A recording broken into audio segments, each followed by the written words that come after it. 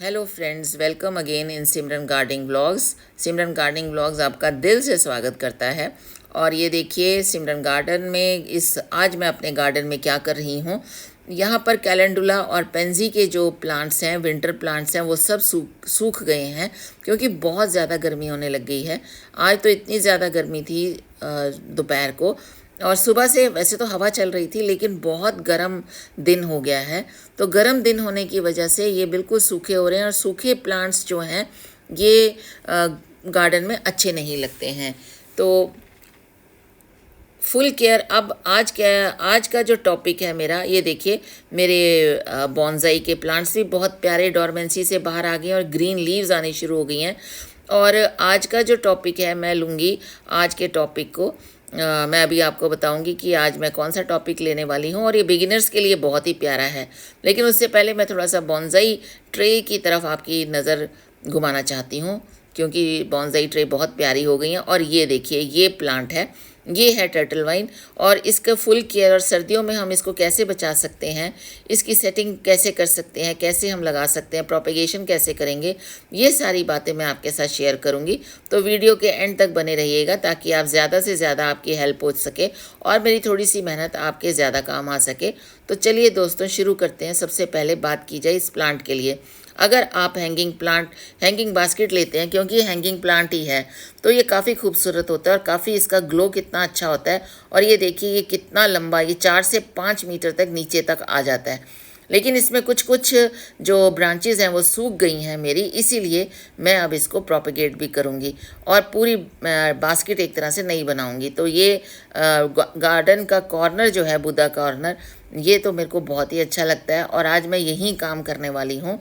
इसका बास्केट की जो सारी मिट्टी है, क्योंकि वो हटाऊँगी, और साल में सिर्फ अगर एक बार भी आप फर्टिलाइज़र डालकर इसकी बास्केट में मिट्टी भर देंगे, और वैसे तो वेल ड्रेन्ड ही होनी चाहिए। और इसमें मैंने वर्मी कंपोस्ट मिलाई है, थोड़ी सी सैंड है और गार्डन सॉइल है, और इतना ही काफ़ी है। ज़्यादा फर्टिलाइज़र इसको ये नहीं मांगता ये प्लांट। और ये नीचे की तरफ बहुत प्यारा इसके जो वाइन्स हैं बहुत प्यारी लटकने लग जाती हैं, 4 से 5 इंच तक काफ़ी रहेंगी। हाँ, अगर आप कुछ गमला ले रहे हैं तो उसकी गहराई 4 से 5 इंच तक काफ़ी रहेगी। 3 इंच के गमले में भी आराम से चलता है, जड़ें ज़्यादा गहरी नहीं होती हैं, तो गमला इसके लिए आप कैसा भी ले सकते हैं। तो आमतौर पर यही है कि इस प्लांट को गमले में भी लगा सकते हैं। कोई छोटे से कोई प्लांटर है उसमें भी ये लग जाती है, और ये कहीं गिर भी जाए ना इसकी ब्रांच, तो वहीं से ही लगनी शुरू हो जाती है। तो ये काफ़ी अगर ग्राउंड में लगाएंगे तो ये काफ़ी ग्राउंड कवर कर लेगी।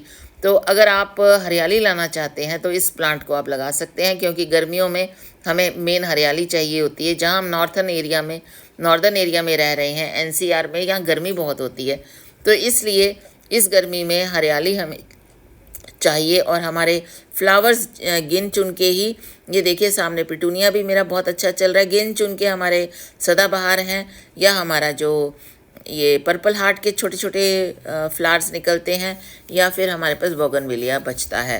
तो ये देखिए, इसमें जब हम प्रोपेगेशन करेंगे तो मिट्टी का प्रोपोर्शन जो है, इसमें हम गार्डन सॉइल और 20% समझ लीजिए कंपोस्ट, वर्मी कंपोस्ट ले लेंगे। गोबर की खाद भी ले सकते हैं, पर मेरे पास वर्मी कंपोस्ट है इसलिए मैं वर्मी कंपोस्ट ही लूँगी। और क्योंकि ये वेट में भी लाइट होती है, और हैंगिंग बास्केट की अगर आप इसमें ही प्लांट लगाना चाहते हैं तो उसके लिए परफेक्ट रहेगी। इसके अलावा गमले की मिट्टी बनाना चाहते हैं तो आप उसमें नॉर्मल गार्डन सॉइल के बीच में वर्मी कंपोस्ट या गोबर की खाद भी ऐड कर सकते हैं।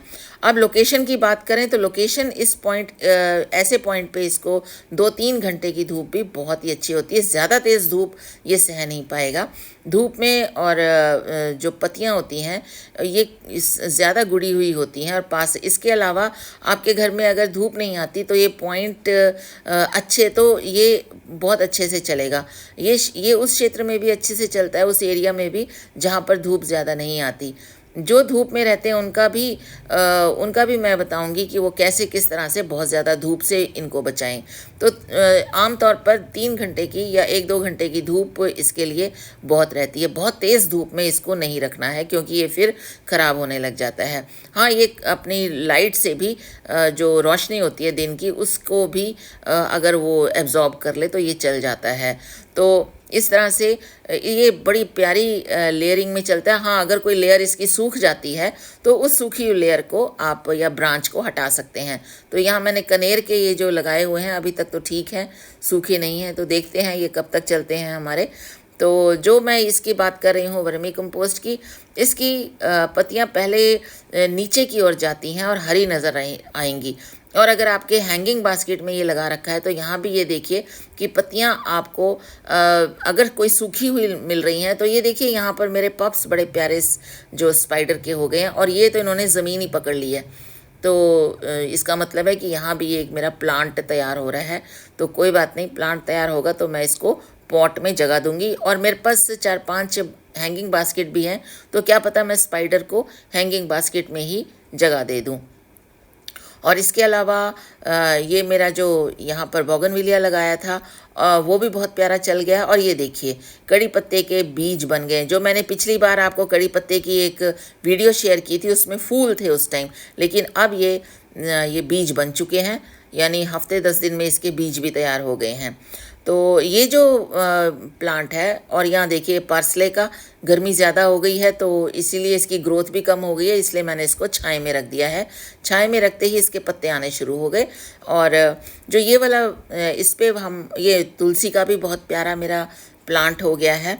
और जो ये वर्मी कंपोस्ट हमारा जो है ये भी बहुत ही प्यारी इसको फर्टिलाइज़र है और ये टर्टल वाइन को बहुत ही अच्छा ग्रीन रखता है। और बहुत ज़्यादा इसको पानी की ज़रूरत भी नहीं होती। ये ओरेलिया काफ़ी अच्छा चल रहा है और इसको भी अभी मैंने छाई में ही रखा हुआ है, ज़्यादा धूप में नहीं रखा है। और जब हमारी विंटर्स ख़त्म होती हैं, क्योंकि विंटर में टर्टल वाइन जो है ये डॉर्मेंसी में चला जाता है, लेकिन जैसे ही विंटर्स ख़त्म होती हैं, समर्स आते हैं, तो आपको इसकी कटिंग लगा लेनी चाहिए। जो अच्छी हरी पत्तियां हैं, उन अच्छी हरी पत्तियों से आप दोबारा उस जो पॉट में अगर है तो पॉट को दोबारा से उसमें प्रोपेगेट कर सकते हैं इसकी ब्रांचेस। और ये थोड़ा सा मैं साफ़ सफाई पार्सले की भी साथ साथ करती जा रही हूँ। और ये देखिए इस तरह से हरी पत्तियों को तोड़ के मैं दोबारा प्रोपेगेट कर रही हूँ। और बिगिनर्स के लिए ये बहुत ही अच्छा ये प्लांट है टर्टल वाइन। जो बिगिनर्स होते हैं अगर, और इसमें ज़्यादा पानी भी नहीं चाहिए होता।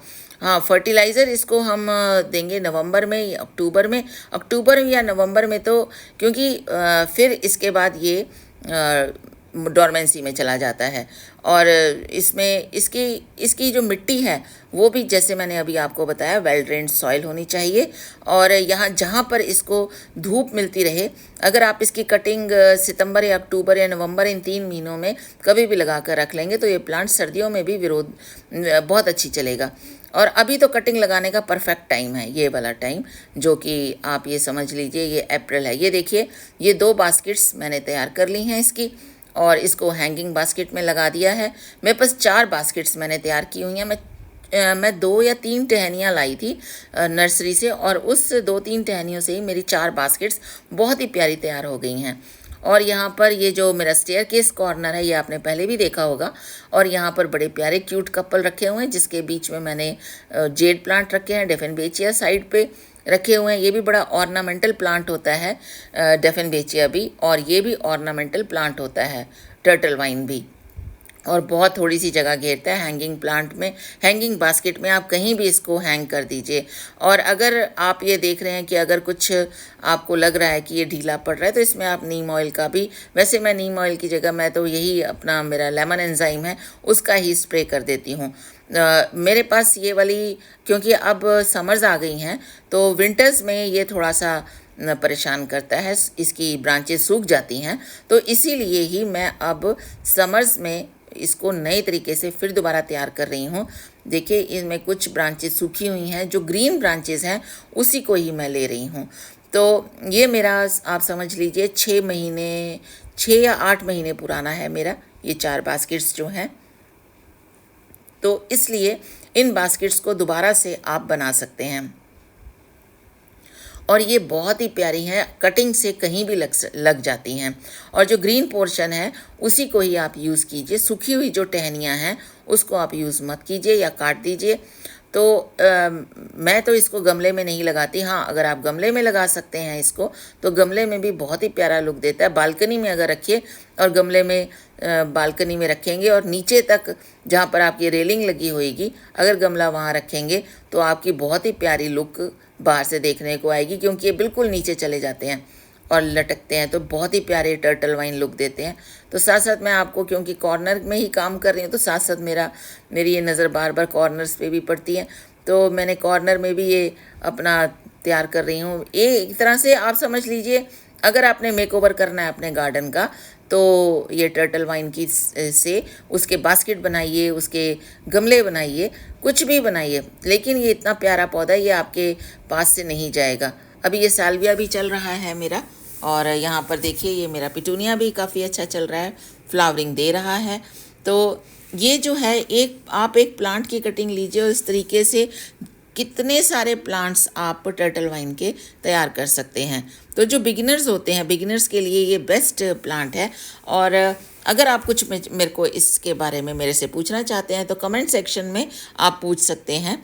और मुझे बहुत अच्छा लगा कि आखिर तक आप बने रहे। और ये देखिए ये मेरा गंधराज है, ये मैंने पिछले साल लिया था, मेरी गली में ही एक प्लांट बेचने वाला आया था, लेकिन इसकी फ्लावरिंग नहीं हुई थी। जब मैंने लिया था तब तो बहुत अच्छी फ्लावरिंग थी, लेकिन फ्लावरिंग नहीं हो रही थी, तो मैंने लेमन एंजाइम से ही इसकी ट्रीटमेंट करी और लेमन एंजाइम से इसकी ट्रीटमेंट बेस्ट हो गई। और अब ये देखिए एक साथ 6 से 7 फ्लावर्स आ रहे हैं।